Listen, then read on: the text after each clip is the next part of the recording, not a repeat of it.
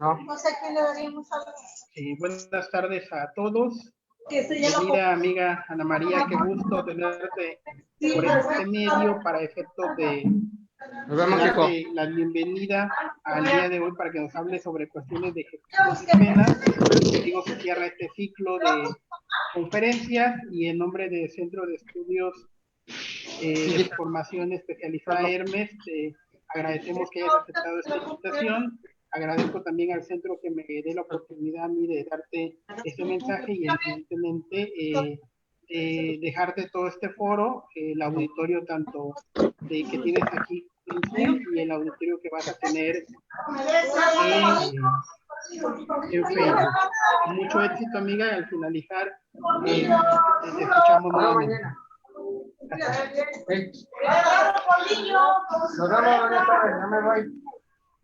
Se pierde la conexión. Sí, buenas tardes. ¿Me escuchan?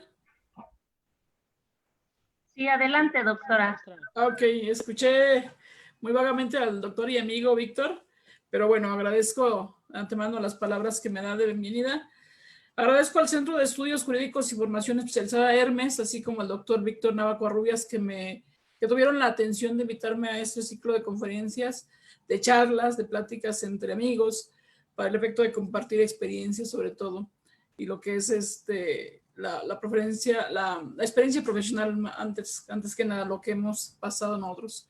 Bueno, mi nombre es Ana María Raya, Raya Razo, soy juez de ejecución de acá de Celaya, Guanajuato.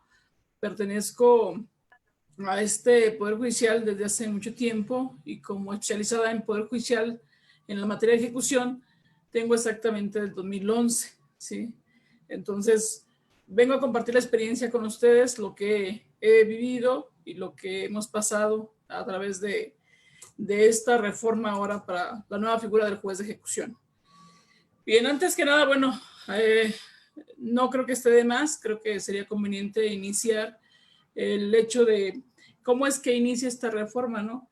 Iniciamos precisamente cuando el 18 de junio del 2008 se reforma la Constitución precisamente para cambiar el concepto de reinserción social por lo que es el concepto de readaptación social por lo que es la reinserción social ahora. Cambia el párrafo segundo del artículo 18 constitucional y también establece pues además un régimen de modificación, duración y extinción de las sanciones o de las penas, ¿sí? Exclusivamente para el Poder Judicial. Para esta reforma del 2008 se establecen exactamente 3 años para que los estados o las entidades federativas dieran pauta o ajustaran toda su normativa y a su vez pues formaran lo que eran sus propios lineamientos. En este sentido, el 18 de junio del 2011 es de la reforma constitucional en materia del sistema penitenciario y varios estados, no todos, algunos estados efectivamente crean sus propias normativas. Se crea pues un nuevo concepto en lugar de readaptación social, ahora entra el concepto de reinserción social. Se crea ahora sobre unas bases la reinserción social, sobre las bases sobre todo del respeto a los derechos humanos, que esto entra después con la llamada reforma de derechos humanos en el 2011, el 10 de junio, así como también en base al trabajo, a la capacitación para el trabajo, a la salud, al deporte y a la educación. Estos son medios que se implementan, se establecen en la Constitución para lograr precisamente la reinserción social en los sentenciados, en las personas privadas de la libertad, ya con una sentencia ejecutoriada.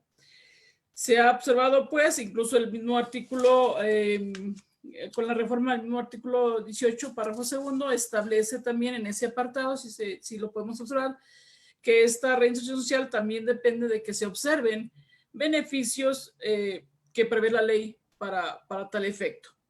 Este es el tema que el día de hoy me toca a mí charlar con ustedes, los beneficios carcelarios o los beneficios preliberacionarios que establece la Ley Nacional de Ejecución Penal. Y también otro, pues no es propiamente un beneficio como tal, como un beneficio preliberacional no es, pero es una modalidad de cambiar la pena de prisión, de sustituirla por alguna medida o pena no privativa de libertad, ¿sí? Esos son los temas que me tocan a mí. Ahora, a partir del día 18 de junio del 2011, entonces queda claro que el sistema de El sistema para imponer sanciones, así como para modificar y para establecer la duración de las sanciones, corresponde ya propiamente al Poder Judicial. Luego entonces el Poder Ejecutivo ya únicamente queda como mero organizador y administrador de los centros. Ya no más tendrá control sobre el cumplimiento de las sanciones, sobre la forma de cómo extinguirlas o bien sobre la modificación de las mismas. Vuelvo a repetir, no todos los estados entraron en el 2011 al sistema de ejecución, a crear jueces de ejecución. Algunos estados, Guanajuato, tuvimos la gran fortuna de hacerlo. Efectivamente, en Guanajuato, el día 18 de junio entramos en función de los jueces de ejecución, entramos junto con la reforma, a los 3 años en punto entramos con nuestra ley de ejecución, de medidas judiciales y sanciones penales, y se creó la figura especializada del juez de ejecución en materia aquí en Guanajuato. Tuvimos alguna charla por ahí con algunos jueces en encuentros nacionales, con algunos jueces de los estados, y efectivamente pudimos percibir que no en todos los estados tuvieron esa especialidad, es decir, no tuvieron los jueces especializados en materia de ejecución. Y esta facultad, esa atribución que tienen los jueces de ejecución, se la encomendaron a los jueces de control o bien incluso a los tribunales de juicio en algunas ocasiones, ¿sí? Pero no precisamente especializados. Lo correcto es pues que efectivamente se diera una especialidad, como bien lo marcaba la Constitución o lo marca la Constitución, al decir que establezca el juez de ejecución. Ahora, estas leyes que algunos estados sí lograron crear en ese transcurso de los 3 años, del 2008 al 2011, para entrar en entrada de vigor, efectivamente estas leyes de los estados quedaron abrogadas con la entrada en vigor de la Ley Nacional de Ejecución Penal el 17 de junio del año 2016.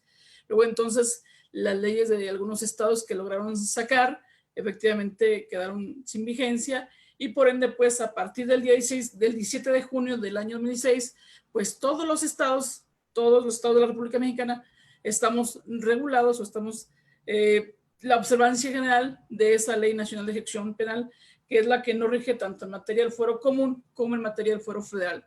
Y es de carácter público y de carácter obligatorio, de observancia general precisamente para todos, tanto a nivel federal como a nivel estatal.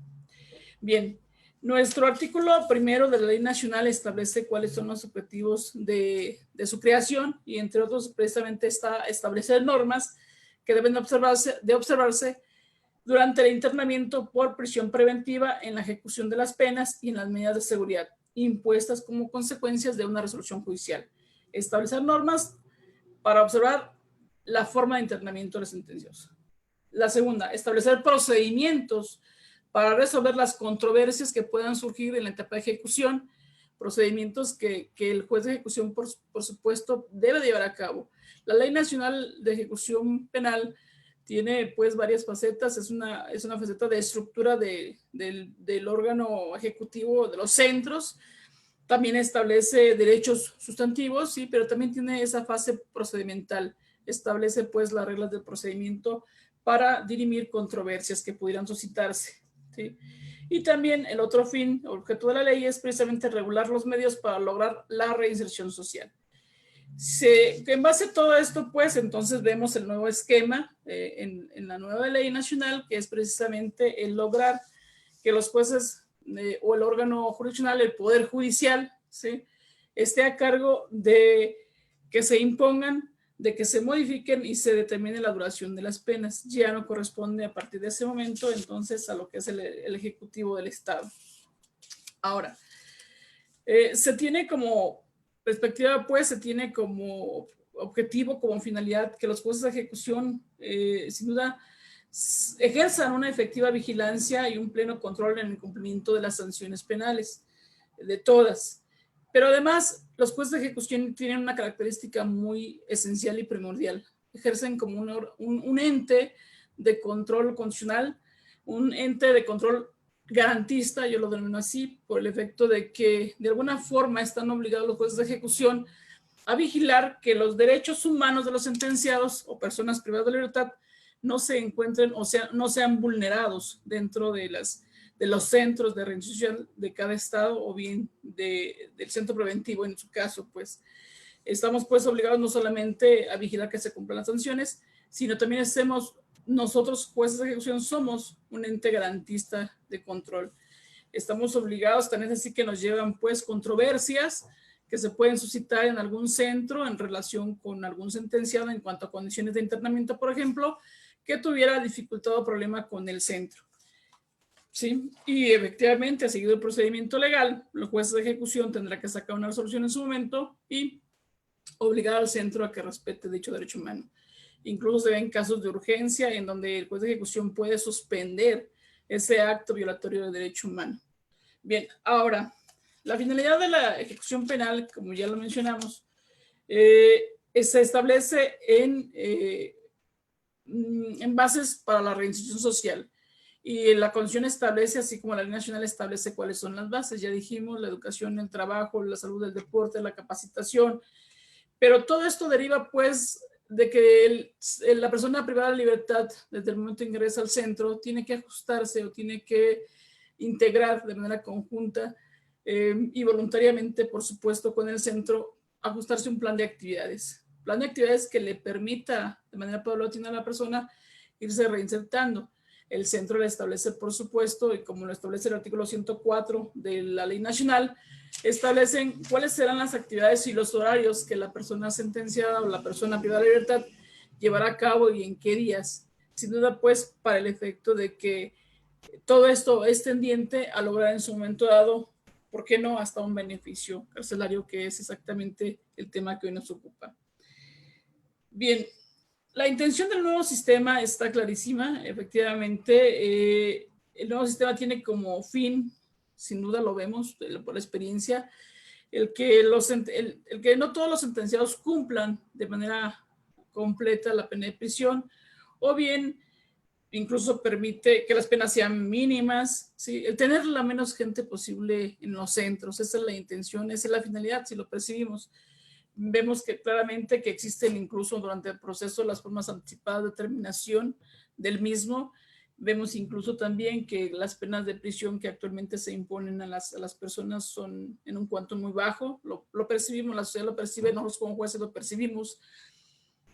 Son pocos las sentencias de juicio oral que nos llegan a los juzgados de ejecución, por lo menos esa es la experiencia que tenemos acá en Guanajuato, y en la mayoría son de procedimientos abreviados.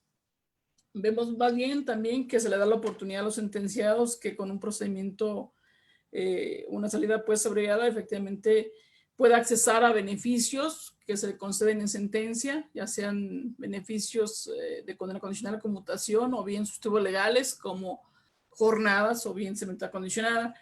Pero también se ve esta clara intención de que los sentenciados no compurguen a cabalidad las sanciones cuando efectivamente se establece por la Ley Nacional de Ejecución la posibilidad de que el juez otorgue a los sentenciados que cumplan con ciertos requisitos, por supuesto, los beneficios preliberacionales o los beneficios carcelarios, que son exactamente la libertad condicionada y la libertad anticipada.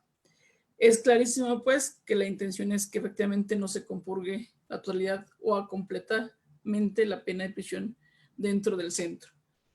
Bajo esta situación, es importante establecer cuáles serían, de manera muy general, cuáles son las atribuciones que tiene el juez de ejecución en México para el efecto de arribar si efectivamente nos compete o no el conceder o negar un beneficio preliberacional. Y en ese sentido tendríamos que remitirnos nosotros precisamente a lo que dispone el artículo 25 de la citada Ley Nacional de Ejecución. Ahí claramente se establecen cuáles son las competencias del juez de ejecución y entre otras, por supuesto, vemos en la fracción cuarta que es sustanciar y resolver los incidentes que se aprobaban para lograr el cumplimiento del pago de la reparación de daño, así como los demás incidentes que se promuevan con motivo de la ejecución de las sanciones penales. Esta facultad de la fracción cuarta, por supuesto, que da para mucho. Efectivamente, ahí se lograrían establecer una infinidad de incidentes que pudieran plantearse al juez de ejecución, no solamente en cuanto a cuestiones de beneficios preliberacionarios o carcelarios, sino también en cualquier situación de internamiento que pudiera planteársele al juez de ejecución, que pudiera ser incluso no solo por sentenciado. Lo vemos, la Ley Nacional permite incluso que terceras personas puedan acudir ante él para plantear una controversia.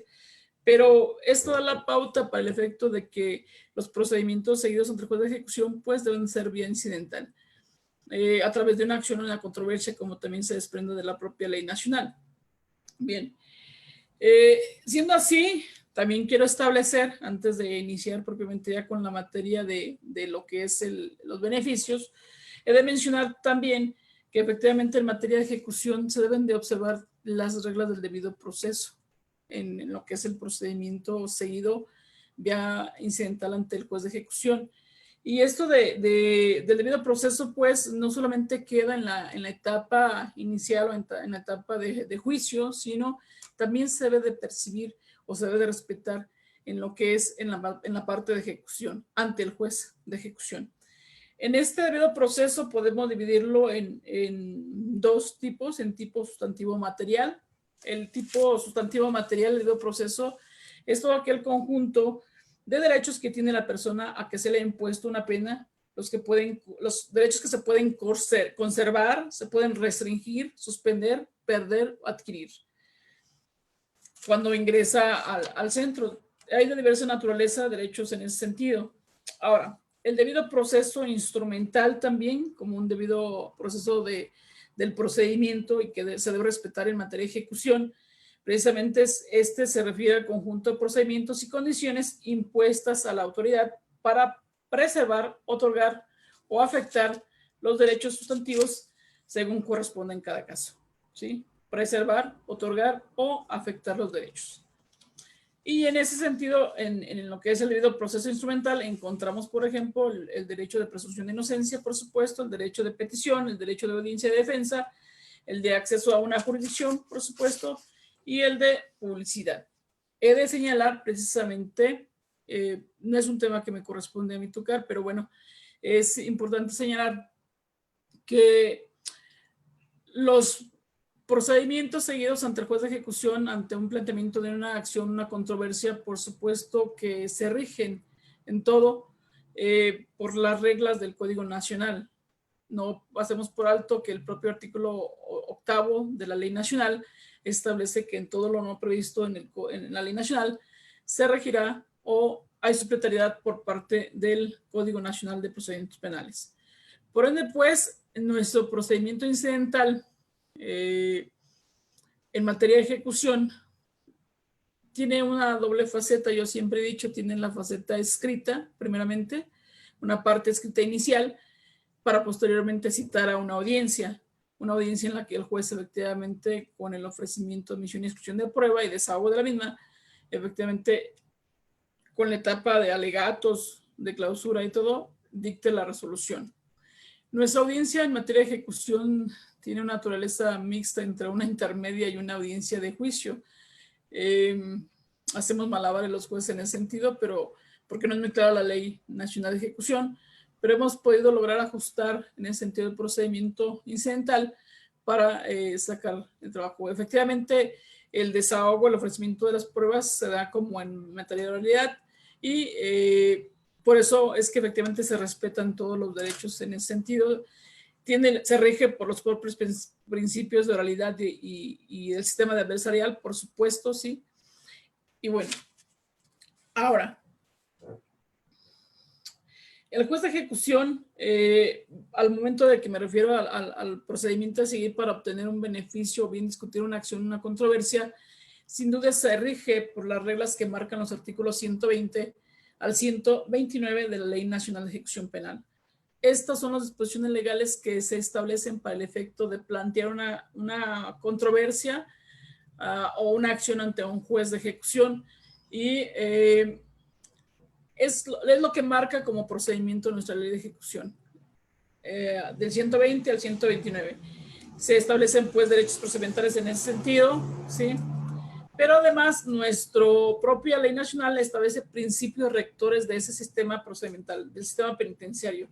El artículo 4 dice claramente cuáles son los principios rectores del sistema penitenciario y encontramos, entre otros, el respetar la dignidad de la persona privada de la libertad, sentenciada o bien no sentenciada, un principio de igualdad también, rector del sistema penitenciario, un principio de legalidad, un principio del debido proceso, un principio de transparencia, un principio de confidencialidad, de publicidad también, proporcionalidad y de reinserción social.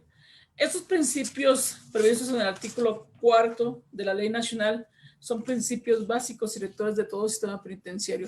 Son principios que de alguna u otra forma todo centro debe de tener presente a efecto de no vulnerar derechos humanos de las personas privadas de la libertad, ya sean sentenciadas o bien no sentenciadas. Bien, habiendo pues quedado precisados los derechos del sentenciado que tiene al estar recluido, habiendo establecido que existe el principio del debido proceso en materia de ejecución, en la etapa de ejecución, ya sea material, sustantiva o bien procedimental, estableciendo que el juez de ejecución tiene la vigilancia del sentenciado tanto en las condiciones de internamiento como en la concesión o negativa de beneficios que la ley nacional le puede establecer y a los que pudiera hacerse merecedor.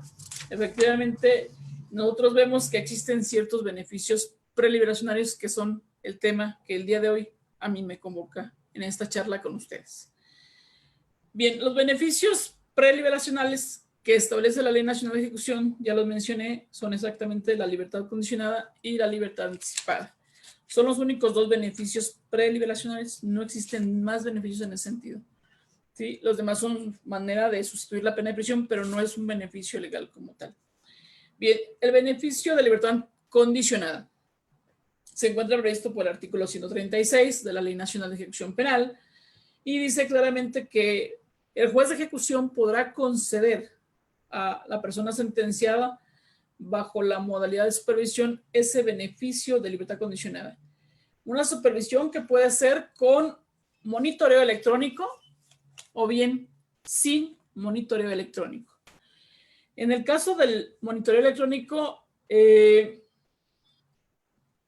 el caso de acceder o de que el juez decida establecerle, en el supuesto de concederle beneficio a la persona sentenciada, concederle ese beneficio con un monitoreo electrónico, esto tiene que estar como bien fundado por el juez.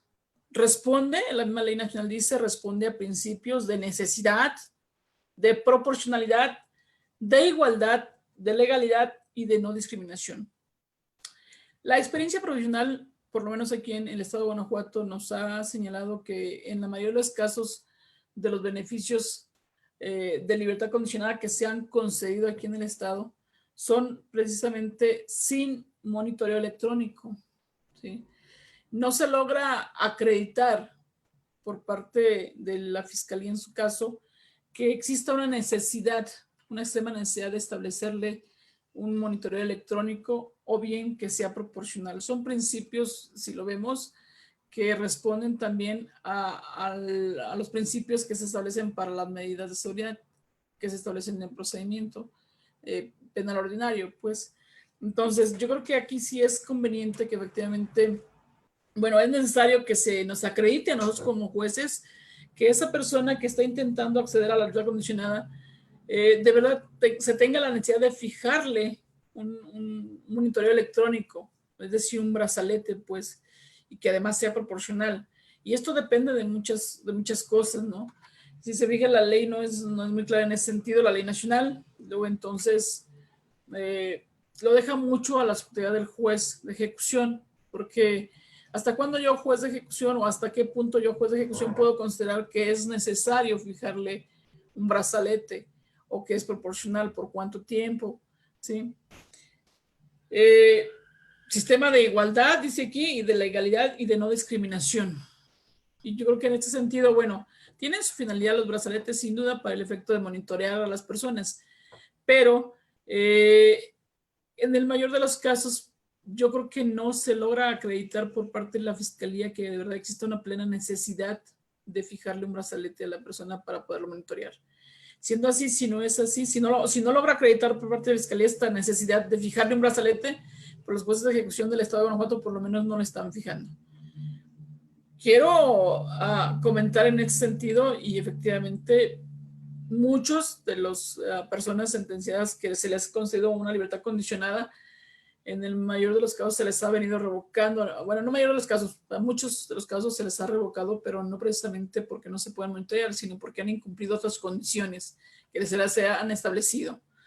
Bien, ahora, establecemos pues que esta libertad condicionada, en el caso de concederse, puede ser con monitoreo electrónico o bien sin monitoreo.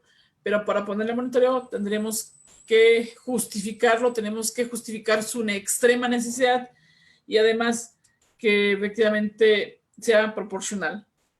Bien, ¿cuáles son los requisitos que establece la ley nacional para conceder este beneficio de libertad condicional?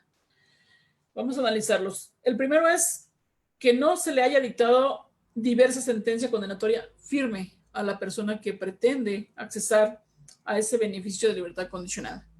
Que no se le haya dictado una sentencia diversa, obviamente, a aquella de la cual se desprende o se deriva la prisión preventiva de la que está pretendiendo acceder a ese beneficio. Este punto, la mayoría de la gente, la mayoría de las profesionistas y en su mayoría de los compañeros jueces lo hemos entendido como que la persona, en pocas palabras, que efectivamente no sea una persona reincidente. Es decir, que no sea una persona que tenga otra sentencia condenatoria dictada en su contra. Y por ahí solventamos la situación y decimos, bueno, basta que efectivamente la persona no tenga otra sentencia y reunimos el primer requisito. Bueno, el problema es, ¿y si tiene otra sentencia? Y la pregunta sería, bueno, ¿y a partir de cuándo empezaríamos a contar este requisito, no? Y existen diversos supuestos. En alguna ocasión una compañera me preguntó, dice, oiga, licenciada, me dice, ¿se requiere que la persona no haya cometido otra sentencia, no haya tenido otra sentencia diversa a esa antes de que ingresara a hacer eso? Con motivo de esta sentencia. Y existen varios supuestos, yo vuelvo a repetir. Estando así tan abierto el requisito, se puede prever, bueno, pues que efectivamente puede contarse a partir de cuando, a partir de que ingresó al centro con motivo de ese proceso penal, se le exige que no se le haya dictado otra sentencia condenatoria, a partir de que se le dictó sentencia en ese proceso penal, a partir de que causó ejecutoria la sentencia de la cual se desprende la pena de prisión respecto de la cual pretende acceder a ese beneficio, o bien a partir de que empieza a compurgarla, porque puede ser que podemos estar en el supuesto de que efectivamente la persona se le haya dictado sentencia condenatoria y haya causado firmeza, pero no empieza a compurgar esa pena de prisión porque esté compurgando otra. Entonces, la pregunta sería esa: ¿a partir de qué momento podríamos exigir nosotros que efectivamente este requisito de que no se le haya dictado otra sentencia condenatoria firme a la persona?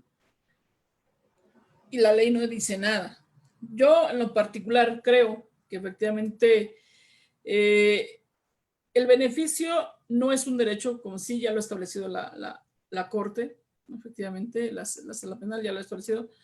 Es una perspectiva de derecho, sin duda. Bueno, entonces yo creo que efectivamente se le podría exigir a la persona que no cometiera que no se le haya dictado una nueva sentencia, pero yo creo que a partir de que desde mi punto de vista creo, y particular punto de vista creo que debe ser exactamente a partir de que haya quedado firme, pues, a partir de que haya quedado firme esa sentencia de la cual pretende acceder a ese beneficio.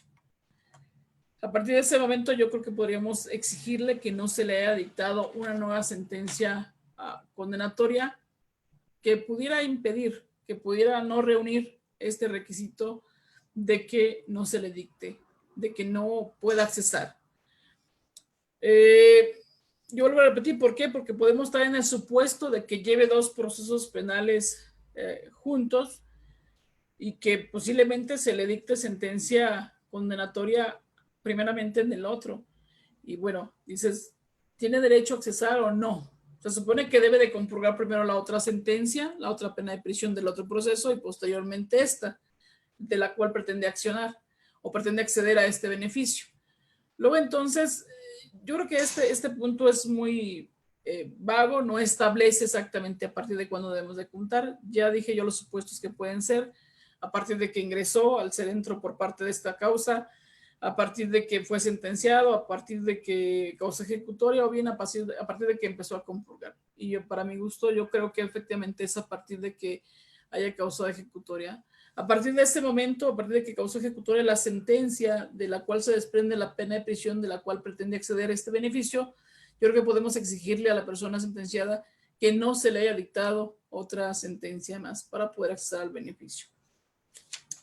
Bien, el segundo requisito que establece nuestra ley nacional para poder acceder a la libertad condicionada es precisamente el que no exista un riesgo objetivo y razonable en su externamiento para la víctima ofendido, los testigos que depusieron su contra y para la sociedad. Es decir, que su externamiento no implique un riesgo objetivo y razonable y establece para todo el mundo, para la víctima ofendido, para los testigos que depusieron en su contra y para la sociedad. Este requisito, en cuanto a que señala que es un riesgo objetivo y razonable, siempre ha estado mucho en discusión y sobre todo se pone en tela de duda, se discute mucho sobre cómo es que debe de acreditarse este requisito. Y todo el mundo dice, por eso es que es muy subjetivo también, efectivamente, que es un riesgo objetivo y razonable. ¿Para ojos de quién? ¿Para ojos del juzgador? ¿Para ojos del MP? ¿Para quién, no? Y pues posiblemente para mí, juez de ejecución de Celaya, un riesgo objetivo y razonable puede ser completamente diferente a lo que pudiera tener como concepción, no sé, el juez de ejecución de Aguascalientes o de cualquier otra entidad federativa, ¿no? La ley tampoco establece bajo qué parámetros o cómo tenemos que acreditar este punto. Y es uno de los más finos puntos que efectivamente luego no se logran satisfacer para el efecto de que se pueda conceder el beneficio. En el caso en concreto, muchos han discutido incluso que si dicen, es que es un requisito negativo, que no exista un riesgo objetivo razonable. E incluso hay gente que dice que, bueno, que como es un requisito negativo, le toca la carga de la prueba a la fiscalía, acreditar que existe ese riesgo objetivo y razonable. En el caso en concreto, yo creo que no, considero, por la experiencia profesional, que es un requisito que debe de satisfacer la persona que pretende acceder a ese beneficio de libertad condicionada. Que ella debe demostrarle al juez que su libertad, su externamiento no implica un riesgo de peligro para la víctima ofendida, los testigos o la sociedad, y que efectivamente no es un riesgo material objetivo, pues se entiende. ¿Qué podemos entender como objetivo? Bueno, pues aquello que es evidente, aquello que efectivamente cuando se logra acreditar que la persona al momento de salir sí implicaría una afectación sobre todo a la parte de la víctima ofendida, ¿no? Que es lo que yo considero que en materia de ejecución también no debemos de dejar a un lado. La víctima ofendida en la materia de ejecución sin duda también es de gran importancia como en el proceso penal, ¿sí? Entonces, si a vistas del juez de ejecución, la parte que pretende acceder a este beneficio no logra demostrar que efectivamente su libertad pone en peligro a la víctima ofendido, pues considero que no se debe de conceder el beneficio. ¿Cuál sería el medio de prueba más idóneo? No existe. Hay libertad probatoria, como lo establece el Código Nacional, entonces puedo traerme a lo mejor testigos que dicen que mi libertad no pondría en peligro a la víctima ofendido, pero ¿a dónde acuden los litigantes? Por lo menos aquí en Guanajuato, ¿a qué acuden los litigantes más para el efecto de intentar acreditar este requisito o bien acreditarlo? Y volvemos exactamente a lo mismo, a lo que es la opinión técnica del psicólogo o del criminólogo, que establecen, que dan una opinión en su parte de que efectivamente la persona, bueno, ha estado sometiéndose a unas terapias psicológicas, a conversaciones, a grupos, ha estado trabajando sobre el reconocimiento de su delito, sobre la participación que tuvo en el mismo, sobre el hecho de que no estuvo correcto lo que hizo.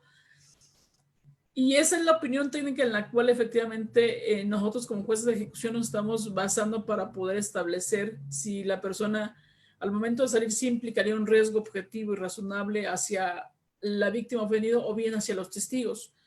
no hay otro medio de prueba, por lo menos más recurrente, ¿sí? No tenemos medio de prueba específico, lo vuelvo a repetir, hay libre medio de prueba que podemos traer para acreditar ese hecho, pero sí, lo tengo que reconocer, acuden todavía los profesionales a esa opinión que nos remite o nos da la persona encargada de psicología o criminólogo en los centros, y que nos establecen, bueno, que la persona ha ido a terapias, que efectivamente está reconociendo su error, y que ha estado mejorando en ese sentido. Eso es lo que efectivamente nos pone, nos da pauta a nosotros para el efecto de, por supuesto, estos informes incorporados adecuadamente a través del propio testimonio de las personas que emiten estas opiniones, por supuesto, pues, como debe de hacerse la incorporación de la prueba. Pero lo digo y lo reconozco, efectivamente es un requisito muy vago. Vamos, alguien como juez, por más que digan, pues ya acudió a terapia de esto, pues el juez puede decir, ¿sabes qué? Pues no, efectivamente, a mí sí me parece que la libertad de la persona pone en riesgo al ofendido, y por ende no se lo concedo, ¿no? Entonces, está muy vago, y en ese sentido yo creo que como nosotros como jueces, si concedemos o no concedemos el beneficio, tendríamos que fundamentar bien correctamente el por qué consideramos que sí se acreditó el requisito, o bien el por qué consideramos que no está satisfecho el requisito. Ahora, la buena conducta, el tercer requisito es que efectivamente la persona tenga buena conducta durante su internamiento en el centro, evidentemente a partir de que ingresó.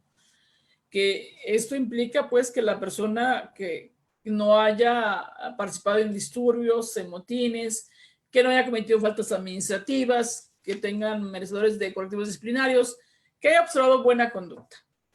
Y también este requisito de que haya observado buena conducta, dices, bueno, ¿qué tan grave debe de ser la falta, de la cual incluso se le puso un correctivo disciplinario y ya cumplió con el mismo, como para considerar que no está satisfecho el requisito? Y esto efectivamente queda a valoración del juez, ¿no? Porque a lo mejor la falta simplemente fue el hecho de que la persona no quiso barrer un patio, o bien a lo mejor le faltó el respeto al compañero de la celda. Y entonces yo considero que ese tipo de faltas o correctivos disciplinarios, o sea, no bastaría, yo, de mi punto de vista, considero que no bastaría que tuviera una persona una falta administrativa con un correctivo disciplinario que ya incluso, que ya incluso lo cumplió, ¿sí?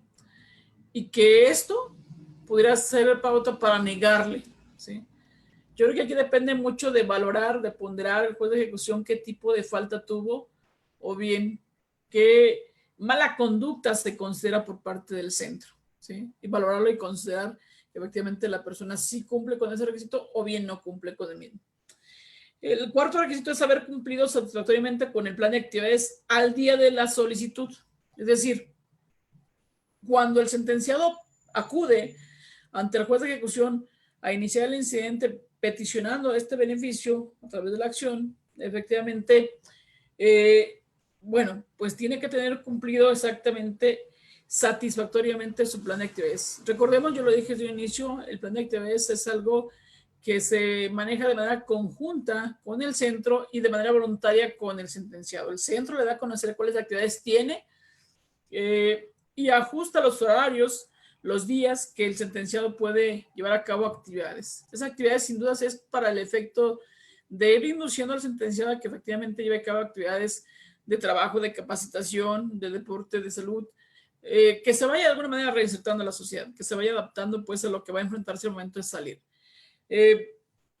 La palabra clave es decir, bueno, que haya cumplido satisfactoriamente, dice la fracción cuarta del artículo que regula pues el artículo 137. Dice que haya cumplido satisfactoriamente. Y aquí viene otro punto, dices, bueno, satisfactoriamente ¿para quién? O sea, pues a lo mejor se comprometió a hacer la preparatoria, pero solamente cumplió hasta la secundaria. Pues a lo mejor consideró que iba a hacer 3 veces al día trabajo y solamente realizó 2 días. Entonces, también es ponderación por parte del juez de ejecución. Queda mucho la ponderación de él de considerar si está cumpliendo o no satisfactoriamente.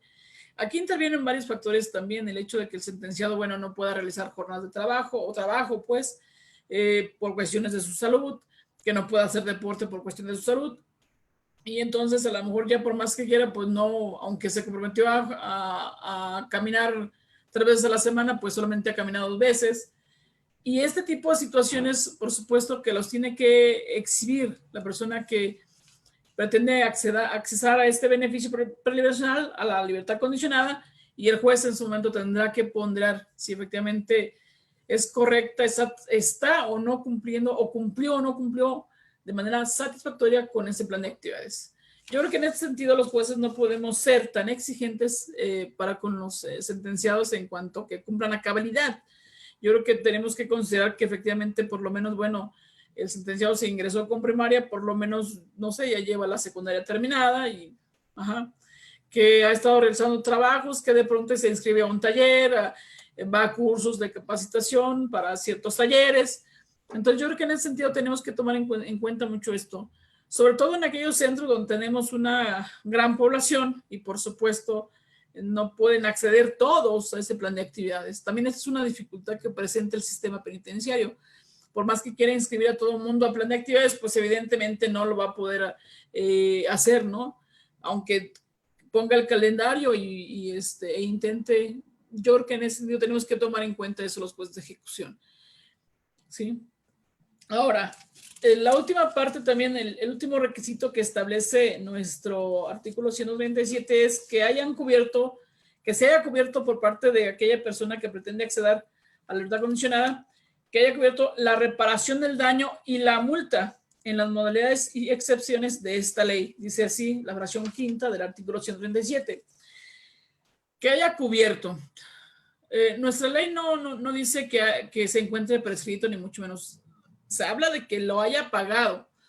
Muchos jueces de ejecución, por supuesto, no solamente en el estado de Guanajuato, sino en varios estados, por la convivencia que hemos tenido con los jueces, se ve claramente que se les exige a los sentenciados que cubran, que paguen plenamente la reparación y la multa. Incluso algunas multas las estaban prescritas y nos ha tocado a nosotros que efectivamente pues ha tocado pagar la multa, ¿sí? Aunque se hayan declarado prescritas para el efecto de satisfacer la reparación del daño. Se requiere pues este requisito se requiere y da trascendencia a la parte ofendida, donde se le tienen que respetar en la parte de ejecución y se tiene que procurar por el juez de ejecución que se cubra la parte ofendida, esa parte de reparación de daño, a que fuese condenada la persona, y que si quiere salir con este beneficio tendrá que pagar la reparación forzosamente.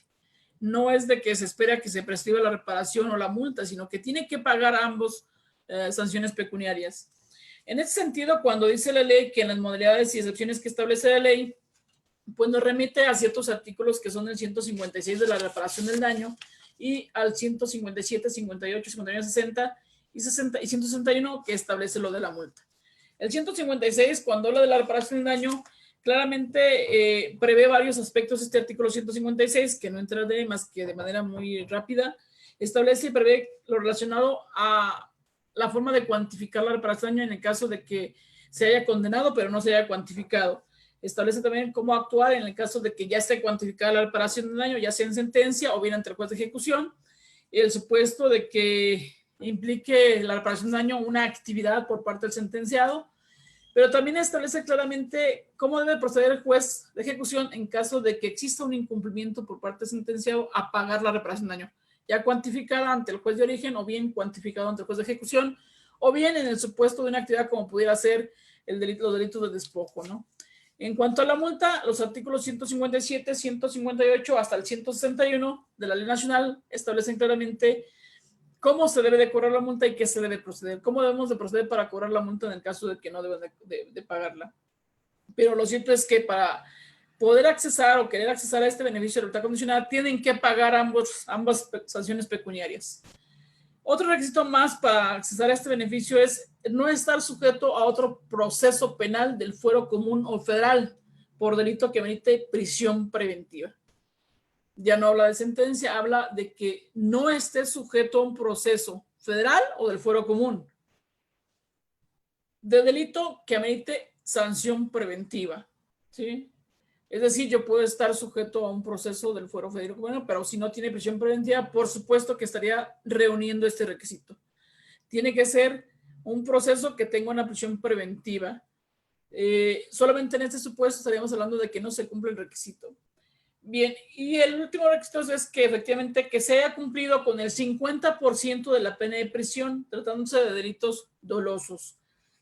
Tiene que estar cubierto el 50% de la pena de prisión al momento en que la persona plantee la petición ante el juez de ejecución de poder acceder o querer acceder a este beneficio de libertad condicionada. No se trata de que yo, sentenciado, pida este beneficio considerando que voy a cumplir el 50% de aquí a un mes o 2 meses. No, la ley muy clara dice, cuando tú pidas o hagas la petición ante el juez del beneficio, de que te conceda este beneficio, cuando inicies el incidente en ese sentido, tienes que tener cubierto el 50% de la sanción. Son varios requisitos los que establece la ley en este sentido. Los expliqué de alguna manera un poco rápida, pero bueno, por cuestión del tiempo. Pero estos mismos requisitos son los que se establecen precisamente para el otro beneficio que establece la propia Ley Nacional de Ejecución, el beneficio de libertad anticipada, salvo que efectivamente en el beneficio de libertad anticipada se exige que se haya compurgado el 50%, el 70% de delito de la pena de prisión en delitos dolosos y el 50% en delitos culposos. Los demás requisitos son exactamente los mismos, ¿sí? Todos los demás requisitos son exactamente los mismos, salvo que para la libertad condicionada exige que se haya cumplido el 50% de la pena de prisión de delitos dolosos y para la libertad anticipada exige que sea el 70% en delitos dolosos y el 50% en sentencias que se trate de delitos culposos. Bien, ahora, en este mismo dispositivo se establece claramente una improcedencia legal que da pauta al juez de ejecución, sin duda para desechar de plano la incidencia del sentenciado. Basta que me planteen un incidente de libertad condicionada, lo primero que voy a fijar yo como juez de ejecución es ver si efectivamente no se está pidiendo, la persona sentenciada no pide este beneficio siendo sentenciada por uno de los siguientes delitos. La libertad, tanto la libertad condicionada como la libertad anticipada no proceden, así de tajo no proceden, en los delitos de delincuencia organizada, en los delitos de secuestro y en trata de personas. No proceden. Son 3 excepciones que establece la ley nacional. Luego, entonces, si a mí me plantean un incidente para pedir cualquiera de estos 2 beneficios, yo efectivamente lo primero que hago es revisar si no está sentenciada por estos delitos. Si está sentenciada, pues la verdad ni trámite la doy al incidente, o sea, simplemente lo desecho de plano porque va a improceder. Es notoriamente improcedente, tan solo porque se establece cualquiera de estos delitos. Delincuencia organizada, secuestro y trata de personas. No le doy ni entrada ni trámite al incidente siquiera. Ahora, ¿quién es la autoridad que está responsable en el caso de adquirir, de darle mantenimiento y darle seguimiento a los sistemas de monitoreo electrónico cuando se le concede a la persona la libertad anticipada y se le pone un brazalete? Pues esa es la autoridad penitenciaria. La autoridad penitenciaria está obligada exactamente a tener a los jueces de ejecución, a disposición de los jueces de ejecución, está obligada a tener a disposición de nosotros, pues estos sistemas de monitoreo electrónico, de darles un buen mantenimiento, incluso de darles el seguimiento correspondiente ya en el monitoreo, de comprarlos. La ley nacional establece una excepción, dice excepcionalmente podrá ser que efectivamente, considerando la cuestión familiar y la cuestión económica del sentenciado, podrá ser que el sentenciado pague. Es claro que ninguno lo va a hacer, ¿no? Todo el mundo, en el caso de que se fije un sistema electrónico, por supuesto que va a preferir que se compre por el sistema penitenciario. ¿Cuál es el procedimiento pues a seguir para el efecto de pedir esta libertad anticipada? Y el mismo que establece para el beneficio de libertad condicionada, o sea, para todos los beneficios, es exactamente el mismo. Se rige el procedimiento como controversias ante el juez de ejecución, previsto en el artículo 116 de la Ley Nacional de Ejecución Penal, en fracción 4ª, cuando habla de la duración, modificación y extinción de las penas y de sus efectos, ¿sí? Y dice que, bueno, que los jueces de ejecución conocerán de esas controversias. Y el procedimiento se rige en lo que marca el artículo 120 hasta el 129 y 131. El 121 habla de quiénes son partes procesales que podrán intervenir en los procedimientos ante el juez de ejecución. ¿sí? El 122 habla de la formulación de cómo se formula la controversia ante el juez de ejecución. El 123 de la forma como se inicia. 124 de cómo se sustancia el incidente o el procedimiento de ejecución. Las reglas de la audiencia, el desarrollo de la audiencia, la resolución en qué momento se dicta, qué recursos o qué efectos generales de la resolución ante el juez de ejecución,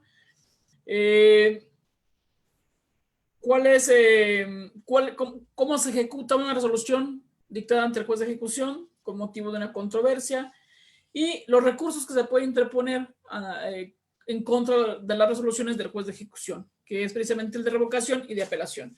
Todo esto es lo que marca el procedimiento a seguir ante el juez de ejecución para plantear una controversia, ¿sí? O bien una acción. Pero lo cierto es que el juez resuelve en un incidente, en audiencia oral, si se concede o no se concede el beneficio de libertad condicionada. En el caso de que se conceda el beneficio de libertad condicionada, el juez de ejecución tiene que establecer condiciones para vigilar obviamente al sentenciado. Estas se encuentran previstas en los artículos 137, 139 y 13 de la Ley Nacional de Ejecución Penal. Entre otras, las más comunes son efectivamente el prohibirle a la persona sentenciada que se le concedió el beneficio de libertad anticipada, el que se acerca, el que se comunique o el que moleste por cualquier medio a la víctima, al ofendido, al testigo que haya intervenido en el procedimiento normal o en el procedimiento de ejecución. Se le pone como obligación también acudir al centro. Algunos jueces le imponen también que acuda al juzgado para el efecto de que firme cada semana, cada 15 días, cada mes, como lo considere el juez, como una forma de vigilancia. Se le dice que en caso de que incumpa con las firmas tenga que justificar. Se le prohíbe de consumir drogas psicotrópicas o sustancias enervantes. Se le obliga a residir en el estado. Se le pide también que si va a cambiar de domicilio, pues pide la autorización judicial y no puede salir, no puede cambiar si no pide esa autorización, o mínimo informar. Se le prohíbe salir del estado. Se le impone como obligación el que se dedique a trabajar. Incluso se le dice, se le da un plazo para que venga a acreditar al juzgado el nombre del empleador, el domicilio donde va a trabajar. Se le pone también como obligación el que acuda a realizar alguna actividad educativa o bien cultural o bien deportiva. Se le dice también que tiene que hacer lo posible por conservar y mantener en óptimas condiciones, obviamente, las herramientas tecnológicas y recursos materiales en caso de que sea un monitoreo. Y se le dice que se abstenga de cometer un nuevo delito. Obviamente todas estas obligaciones y condiciones sin duda pues darán pauta o son causales de revocación en su momento, ¿sí? de la libertad condicionada. Las personas que se dedican o que nos apoyan a nosotros como jueces de ejecución a vigilar a los sentenciados que se acogen a esa libertad condicionada son exactamente la autoridad administrativa que depende del Poder Ejecutivo Federal o bien de la entidad federativa. Esto lo establece el artículo 138 en relación con el artículo 3, fracción 26 de la Ley Nacional de Ejecución Penal. En el caso de Guanajuato tenemos una coordinación de seguimientos y de libertad condicionada en el Estado, que es la que nos apoya a darle seguimiento y monitoreo a dichos sentenciados. Estas obligaciones que se le imponen a los sentenciados, por supuesto que se pueden reducir, solo en el caso de que la persona acredite que se dedicó exclusivamente a la actividad productiva, educativa, cultural o deportiva, pero de una forma no remunerada. Si acredita que se dedicó a esas situaciones a las actividades culturales, deportivas o educativas, o bien productivas, pero no remuneradas, podrá pedir que se disminuyan las obligaciones. Tiene que acreditar, por supuesto, que algún grado académico, puede acreditar que participó en algún evento cultural o bien en competencias deportivas. ¿Cómo se cancela o se termina la libertad condicionada? Ya existen aquí 4 o 5 formas. Lo establece el artículo 140 de la Ley Nacional. ¿Se cancela o se termina? La libertad condicionada se terminará primero por revocación, cuando incumpla con las obligaciones de manera reiterada que le fueron impuestas por el juez de ejecución. Condiciones y obligaciones de manera reiterada. La segunda es por sustitución de la pena de prisión que le falta por complugar en los casos del artículo 144 en relación con el 118, fracción tercera. Es decir, de una libertad condicionada pasa a una sustitución. También se puede terminar la libertad condicionada por extinción de la pena en su totalidad bajo ese beneficio, o bien por el otorgamiento del siguiente beneficio, que es la libertad anticipada. Y la otra es por cometer un nuevo delito, ¿sí? Estas son las formas de que se puede terminar la libertad condicionada. Por supuesto, cada una de estas formas trae diversos efectos, sin duda. Pero bueno, esto, si analizamos estos, bueno, pues no podríamos analizar el siguiente beneficio. Eso es en términos generales lo que se narra, lo que se establece en la Ley Nacional respecto al beneficio de libertad condicionada. Ahora, la libertad anticipada, lo prevé el artículo 141, los mismos requisitos, ¿sí?, que ya mencionó de la libertad condicionada, salvo los porcentajes que tiene que cumplir, ya lo dije. ¿Cuáles son los efectos de la libertad anticipada? Extingue la pena de prisión de manera total, otorga la libertad total del sentenciado y solo le subsisten al sentenciado las medidas de seguridad o sanciones que no sean privativas de libertad, como pudiera ser alguna otra sanción, ¿no? Como alguna suspensión, por ejemplo. Se promueve ante el juez de ejecución a petición del sentenciado, del defensor, del Ministerio Público, o bien incluso a propuesta de la propia autoridad penitenciaria. Cumpliendo los porcentajes, todos los centros llevan un tipo de porcentajes, llevan un control de porcentajes y efectivamente vienen y peticionan. Es muy raro, ya esta actividad los centros la han dejado como una actividad propia de los defensores de los sentenciados y ya no se inmiscuyen mucho en esto. Pero de que llevan un control de porcentajes de comprobación de sanciones, por supuesto que lo llevan. Ahora, ¿cuál es la improcedencia legal de la libertad anticipada? Ya lo dijimos también, es la delincuencia organizada, el secuestro y la trata de personas. En esos supuestos, por supuesto que no procede. Bien. Hay otra forma, otra figura más en la Ley Nacional, que es precisamente la sustitución y suspensión temporal de las penas. El artículo 142 de la Ley Nacional dice que las penas deben de cumplirse de inicio a fin, toda su duración, salvo en los siguientes casos. Dice así, bueno, salvo en los casos de beneficios, por supuesto, y salvo en los siguientes casos. Dice, cuando sea una modificación judicial por traslado de tipo. Entonces, y la otra, esto se hace de manera oficiosa por el juez de ejecución, ¿sí?, o a petición de cualquier parte legitimada, artículo 143. También se puede adecuar las penas en los casos previstos en esta ley nacional, ¿sí?, de manera oficiosa. Y el artículo 143 también, ¿sí? Y la otra es el sustituir las penas de prisión por alguna otra medida de seguridad. ¿Cuáles son los casos de sustitución de las penas de prisión? Que incluso es lo que está ahorita más de moda con el COVID-19, con esta pandemia que estamos ahorita sufriendo todos, ¿no? Bien, la sustitución de la pena de prisión, el sustituirla, la prevé el artículo 141. Dice, se puede sustituir la pena de prisión por alguna pena o medida de seguridad no privativa de libertad previstas en la ley cuando se actualicen los siguientes supuestos.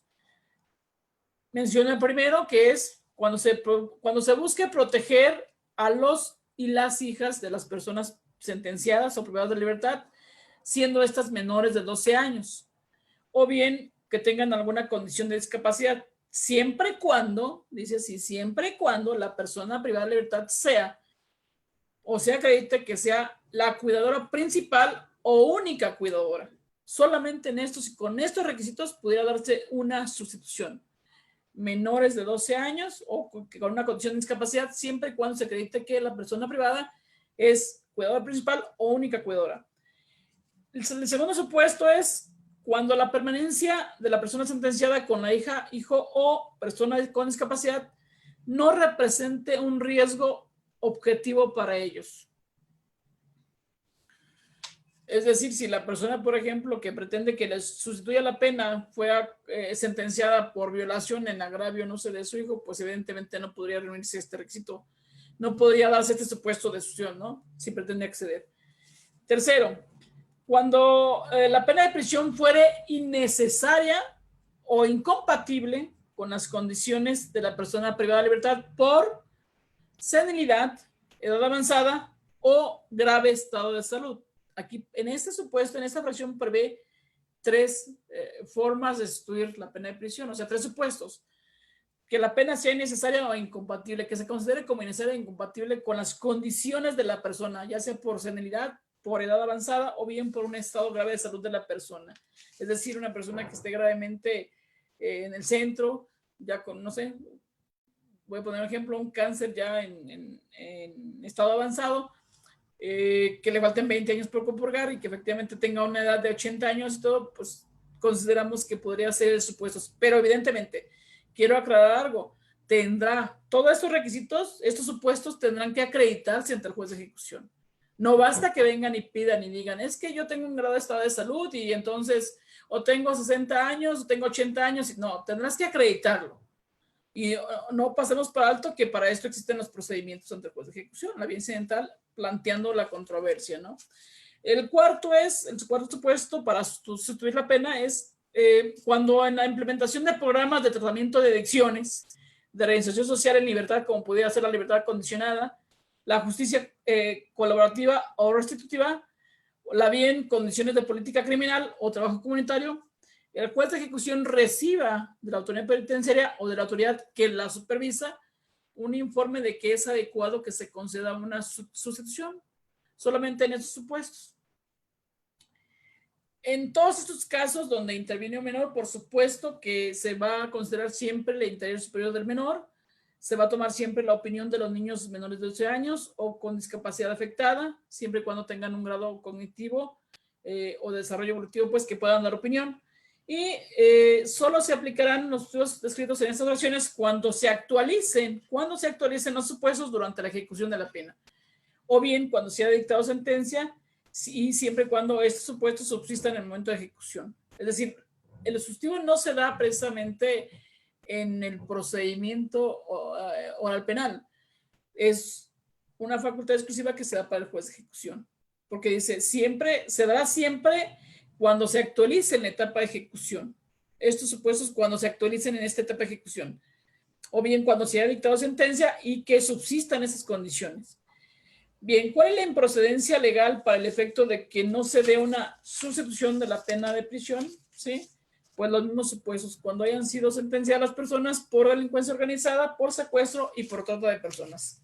En esos tres supuestos, efectivamente, no podremos, aunque se acrediten los hipótesis legales, no podremos acceder a conceder una sustitución de la pena de prisión por otra no privativa de libertad. Bien, me pasé ahí 4 minutos. De manera muy rápida lo intenté decir, o explicar. Espero pues que me hayan entender un poquito. Espero haberles compartido la experiencia que de alguna u otra forma hemos estado viviendo nosotros como jueces de ejecución aquí en el estado de Guanajuato, con lo que nos hemos enfrentado de alguna forma. El sistema penitenciario, hemos de explicar, no es completamente correcto ni satisfactorio. Le falta mucho, por supuesto, mucha infraestructura. Y bueno, pero nos enfrentamos con problemas y ahí vamos poco a poco, ¿no? Entonces, esta es mi intervención con ustedes. Yo espero que de verdad les haya logrado compartir algo de la experiencia que hemos pasado en esto. Muchas gracias. No sé, compañero.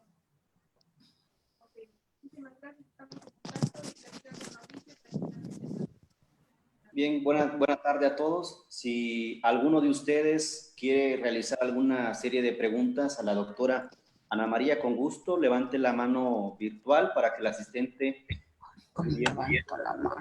El micrófono, por favor. Yo, doctor. Adelante. ¿Sí me escucha? Sí, te escucho.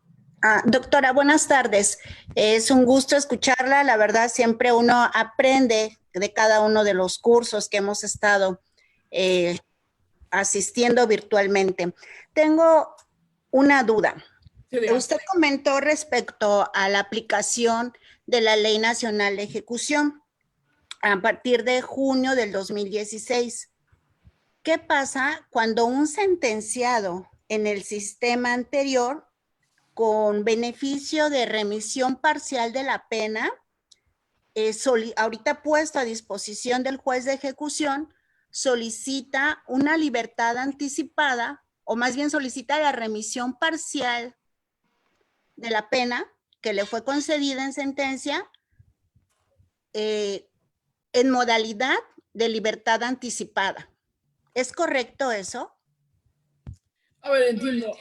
El beneficio de remisión parcial, de alguna forma son beneficios carcelarios o preliminares que establecían las leyes en la materia en cada entidad federativa.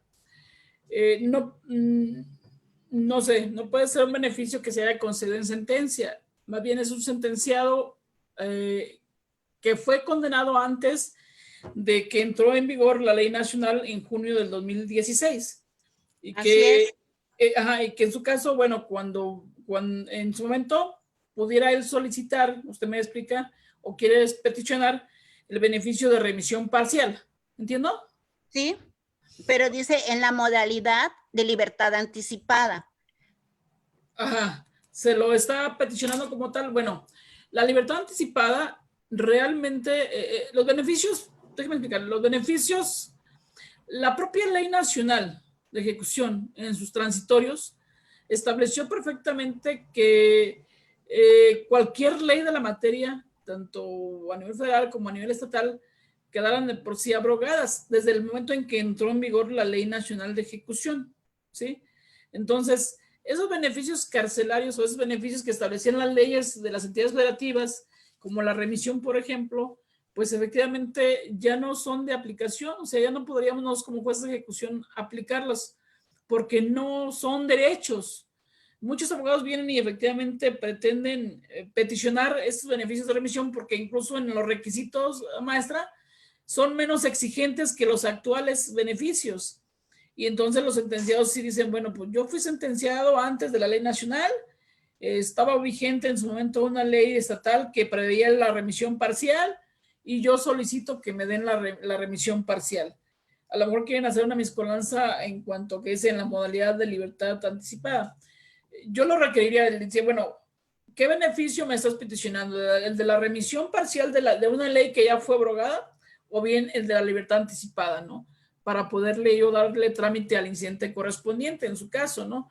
Pero sí le digo una cosa, en primer lugar, no son derechos, no son derechos adquiridos, ya la Corte lo resolvió, ¿sí? Los beneficios no son derechos adquiridos. Por ende, pues, se ha venido pronunciando también ya los colegiados y la Corte en ese sentido en cuanto a que no podemos conceder beneficios que estaban previstos en leyes anteriores de la ley nacional, porque ya son leyes abrogadas, ya no tienen vigencia, entonces no podemos aplicar ni conceder esos beneficios. Efectivamente, muchos de los defensores, muchos de los sentenciados incluso, tienen ese concepto y de inicio, voy a ser muy honesta, maestra, efectivamente, lo digo porque lo comentamos incluso en algunos encuentros nacionales de juzgados, y algunos comentamos esa inquietud porque pensamos que efectivamente el procedimiento de ejecución nacía desde el momento en que se dictaba la sentencia condenatoria y se radicaba y que con esa ley sí iba a estar vigente esas carpetas, no ejecución. Pero efectivamente a través de la experiencia y a través de los criterios de la Corte nos ha dado pauta a entender que esta es una ley abrogada, son leyes abrogadas las estatales y que no podremos aplicar beneficios ni conceder beneficios que se prevean en aquellas leyes. Yo creo que si la persona pretende acceder a un beneficio, solamente tiene esos dos, efectivamente el de la libertad anticipada o el de la libertad condicionada, pero no el de la remisión. Puede darles igual si quiere trámite al incidente, pero al final de cuentas yo creo que el criterio de todos los jueces nacionales ya está bien esclarecido y se ve que no se conceden esos beneficios. Deberá de ser entonces alguno de los dos beneficios que concede la Ley Nacional de Ejecución. Así es, son los únicos dos que están previstos. ¿Por qué? Porque la Corte ha dicho que no son derechos adquiridos. Son beneficios. Ok, gracias, maestra. Hasta luego. ¿Algún otro compañera o compañero que quisiera? Sí, licenciado, mi nombre es Francisco Seco de Puebla. Quiero hacer una pregunta a la doctora. Adelante. Doctora, buenas noches. Mire, la pregunta es la siguiente. En la Ley Nacional de Ejecución Penal establece que hay beneficios preliberacionales. Yo soy de Puebla. Tuve la oportunidad de trabajar 10 años en la Dirección de Ejecución de Penas en ese departamento de pero acá establece que es beneficio preliberacional. Si una persona, como decía la abogada anterior, que existía en la ley anterior de Puebla, quiere tramitar con la nueva ley nacional el tratamiento preliberacional, ¿se le podrá aplicar ese? ¿Hay una disposición de la Suprema Corte al respecto? Entiendo la pregunta. A un sentenciado, una persona que fue sentenciada antes de la entrada en vigor de la ley nacional, si pretende acceder a un beneficio de la ley nacional, ¿se le puede aplicar, dice? Es correcto. Ok, por supuesto. Porque los únicos beneficios que tenemos ahorita vigentes son los que están previstos en la ley nacional. ¿Sí? Entonces, por supuesto que se le puede aplicar solo a los únicos beneficios que pueden acceder, maestro. Ok, le digo que yo encontré por ahí dentro de la IUS 2019, hay una tesis al respecto que usted dice, sí tiene razón, doctora, es de la 10ª época, registro 201-98-17, habla es materia constitucional y penal, es la tesis 37, año 2019, 10ª época. Entonces sí se puede tramitar un beneficio de la persona que fue sentenciado con el sistema tradicional, se le puede aplicar a la nueva ley. Por supuesto. Ok, esa era mi pregunta, doctora. Sí. No sé si pueda yo hacer otra pregunta mejor fuera de este asunto, la opinión que puede usted tener sobre la nueva ley de amnistía. A ver, ¿sí? Pues si tuviera usted alguna opinión sobre la nueva ley de amnistía que se publicó en este año. Ok, bueno. Primero, pues esa ley de amnistía ya lo hemos visto, ¿sí? No, es una ley únicamente federal. Los estados, aún y cuando hay lineamiento para ello, no se han pronunciado aún, ¿sí? Por lo menos en Guanajuato no se ha hecho aún. Entonces, yo creo que es aplicable únicamente para lo que es el fuero federal, ¿sí?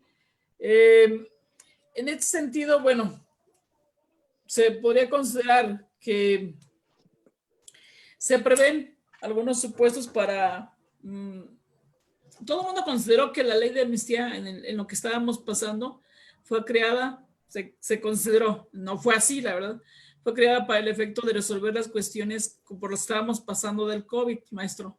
Sí. Y no fue así. Esta ley de amnistía, por supuesto, que fue planeada antes, ¿sí? Para el efecto, la finalidad que tiene es precisamente el despresurizar gente, el sacar gente. Sí. Y eso es una realidad. Nosotros tenemos, todos, yo creo que es un problema a nivel nacional, tenemos los centros llenos. Ajá. No obstante que efectivamente el sistema va en el sentido de no tener gente adentro, lo cierto es que la gente reincide, maestro. Okay, sí. Y efectivamente van ingresando. Entonces, la ley de amnistía va en ese sentido, a sacar gente de los centros, a ver formas de sacar, pero no fue precisamente por el tema del COVID, aunque todo el mundo pensó que fue para resolver el problema del COVID, ¿no? Okay. Se dio a nivel nacional, si no tengo el conocimiento, se dio a nivel nacional mucho movimiento en cuanto a que los internos estuvieron promoviendo incidentes para sustituir la pena de prisión. Y los jueces nos enfrentamos con ese problema porque ellos pensaban, maestro, los internos pensaban que únicamente bastaba con decir, oye, soy persona de 80 años. Por eso yo lo especifiqué y lo aclaré. Es que no basta que vengas y me digas que soy persona de 80 años, no basta que me digas que soy persona senil o que soy persona con una enfermedad grave, ¿no? Tienes que acreditarlo, tienes que tramitarlo ante un incidente y acreditarlo legalmente como es, con los medios de prueba pertinentes, ¿sí? Sí, doctora, y además en esa ley de amnistía, ¿sí? Que son después de 60 días de que entre en vigor, ¿sí? Se tendrá que dar vista a un consejo, el cual tendrá que después pedir una opinión a la Dirección de Gobernación o la autoridad competente para que pueda estudiarse y analizarse debidamente si es que procede o no procede. Claro. O sea, eso tardaría más, doctora, el expulsar a los centros penitenciarios, porque son, imagínense, 60 días más el estudio, estamos hablando como de, no sé, exagerando usted, 1 mes y medio, 2 meses, más de lo que ya son 2 meses, más o son 4 meses. Entonces, si la gente pensaba que iban a salir pronto, no va a ser así. Claro que no, o sea, todo el mundo pensó que rápido iban a salir, o sea, que hoy metían la petición y mañana salían, y por supuesto que no es así. Yo lo dije desde el inicio, toda acción o controversia planteada ante el juez de ejecución, por supuesto que lleva un procedimiento, y lo tenemos que respetar. Sí, y es más, yo le digo esto porque estuve muchos años, digo bastantitos, 10 años en esa Dirección General de Ejecución de Puebla, y aprendí muchas cosas, conocí muchos centros, a muchas personas que ahora están en Estados Unidos, y pues aprendí un poquito. Me gusta la cuestión penitenciaria o el sistema penal acusatorio y todo eso. Doy clases hace ya más de 23 años, y pues estoy dando mi opinión, esperando que no moleste a los demás. No, Pero gracias. Sí, Siempre aprendemos de alguien, ¿eh? muy Gracias. muy interesante esto, porque si no lee bien las leyes, los beneficios, los elementos esenciales de un beneficio, luego los abogados tramitan cuestiones que no son las correctas. Así es, así es. Es Exactamente. todo, abogada. Sí. Gracias. Gracias, doctora. ¿Tiene algún otro compañero o compañera que quisiera formular? Sí, sí, doctor, si se me permite hacer unos comentarios. ¿Sí, ¿me escuchan? Sí, ¿verdad? Sí. Ok. Oiga, doctora, muy buenas tardes. Gracias por su ponencia, muy interesante.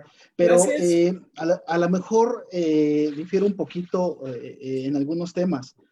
Por ejemplo, en la fracción 2, el artículo 137 establece que el riesgo objetivo y razonable debe de ser acreditado por el PPL, por la persona privada de la libertad. Considero que no, desde mi particular punto de vista. En principio, por el principio de contradicción que el Ministerio Público le corresponde propiamente, pues, acreditar que en efecto existe un riesgo fundado y objetivo por la víctima o los testigos, ¿no? Entonces, yo considero que como prima facie la libertad, el principio de contradicción debe de estar vigente en esa audiencia y no le correspondería propiamente al PPL acreditar tal extremo. Creo que ahí tendría que ser el Ministerio Público.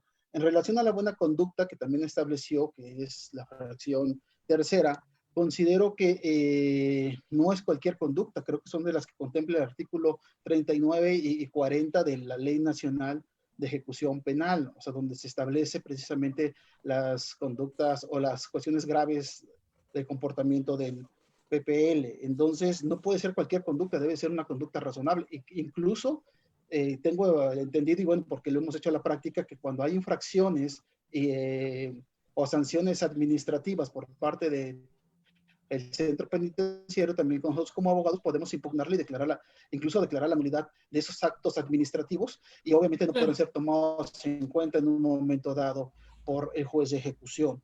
Y en cuanto al plan de actividades, creo que tampoco queda a discreción del juez, sino más bien le corresponde al Ministerio Público acreditar que en efecto no se cumplió ese plan detallado, porque también la defensa puede acreditar algunos extremos. Yo, por ejemplo, en una ocasión no me quisieron dar precisamente la libertad porque el Ministerio Público argumentó de que no se había cumplido con el plan detallado. Nosotros argumentamos en audiencia que en efecto no había cumplido porque la señora tenía un niño, un bebé ahí en el centro, y que le daba más atención al niño por interés superior del niño que la actividad propiamente, y finalmente logramos el objetivo. Entonces, creo que son temas polémicos, pero importantes de analizar punto por punto. Y por último, como comentario, dice usted que allá en la localidad donde trabaja se hace necesario cubrir la reparación del daño y la multa. Yo encuentro una antinomia entre el artículo 137, fracción quinta, con el artículo 198. En el 198 establece que deberá asegurarse y no cubrirse. Entonces yo me iría por el principio por persona en ese sentido, en el sentido de argumentar que en efecto no es necesario que yo lo pague para lograr el beneficio. Puedo hacer un plan de pago ya otorgada la libertad condicionada. Desde mi particular punto de vista, eso sería procedente a través del principio pro persona. Esos son mis comentarios, no sé qué tenga usted que decirme al respecto. Y muchas gracias, doctora. Sí, gracias. Bueno, de un inicio, efectivamente, yo lo comenté, los principios de contradicción y todos los principios del sistema, por supuesto que se deben de observar, el de concentración y mediación, todos, por supuesto, el de contradicción también. Pero yo lo comento porque de alguna u otra forma son requisitos que tiene que reunir la persona. Se establecen como requisitos para aquella persona que quiere acceder, ¿sí?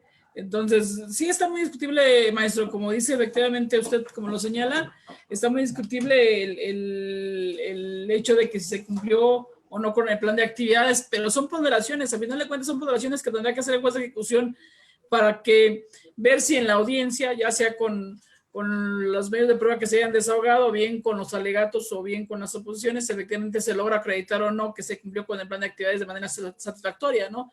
Yo lo que me refería es que este término de manera satisfactoria queda muy subjetivo por parte del juez de ejecución, porque no establece exactamente qué se debe considerar. Y también comenté que los jueces no podríamos ser tan exigentes porque tenemos que tomar en cuenta que los centros están repletos de gente, ¿sí? Y que no precisamente todos tendrán que hacer o podrán hacer actividades diarias, ¿no?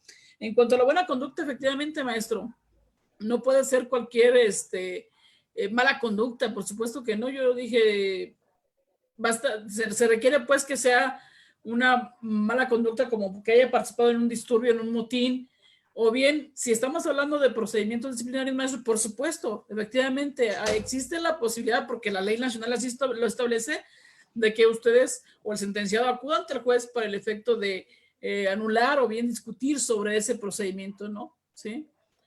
Entonces, están en mucha discusión. Ahora, en cuanto a la reparación del daño, bueno, efectivamente, la ley es muy clara, dice que se haya cubierto la reparación, ¿sí? Lo establece en ese apartado, en ese dispositivo legal, que sea cubierto, o sea, no da pauta para más. Entonces, de acuerdo a los encuentros, efectivamente, se ve, a los encuentros nacionales, pero el 190...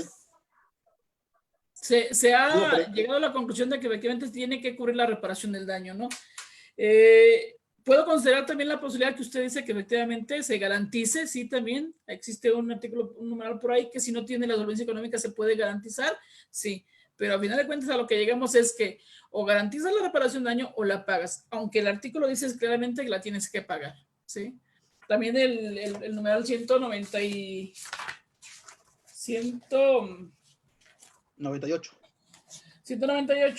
¿Sí? Es el que usted hace referencia. Efectivamente sí habla de garantizar, pero el 100...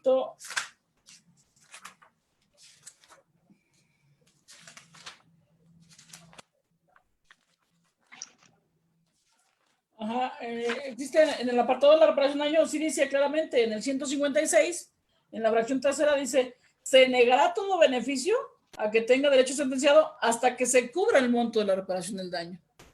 Entonces, vuelvo a perder, yo creo que no podemos perder de vista ni dejar tampoco en la lona, ¿sí?, a la parte ofendida.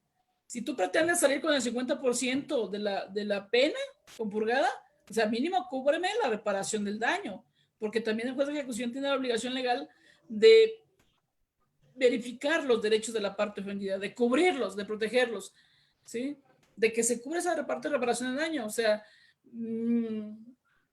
de por sí yo creo que ya te estoy accediendo a considerar un 50%, ¿no? Estamos hablando de una persona, por ejemplo, que tiene 20 años de prisión.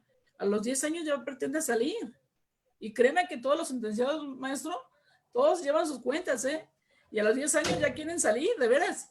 Entonces, dices, bueno, pues mínimo págame la reparación del daño, porque yo, juez de ejecución, ¿con qué cara le digo a la parte ofendida? Pues que le concede beneficios sin que le pague nada. ¿Sí? Pero está en discusión, maestro, por supuesto. Nosotros diario, precisamente de eso se trata, de estas pláticas, estas charlas, de aprender, de intercalar comentarios, de vivir experiencias, de intercalar, pues, ¿sí? Y de alguna manera aprender tanto de ustedes, yo por supuesto, y yo, ustedes y yo, lo que podamos llevarnos, ¿no? Se trata de esto, de compartir experiencias, maestro. Gracias. Le agradezco mucho su respuesta, maestra. Gracias. ¿A usted? Compañeros, vamos a dar por concluida la sesión de preguntas y respuestas otorgadas por parte de nuestra ponente. Sé que existen muchas inquietudes, sin embargo, el tiempo programado para esta sesión desafortunadamente ha culminado.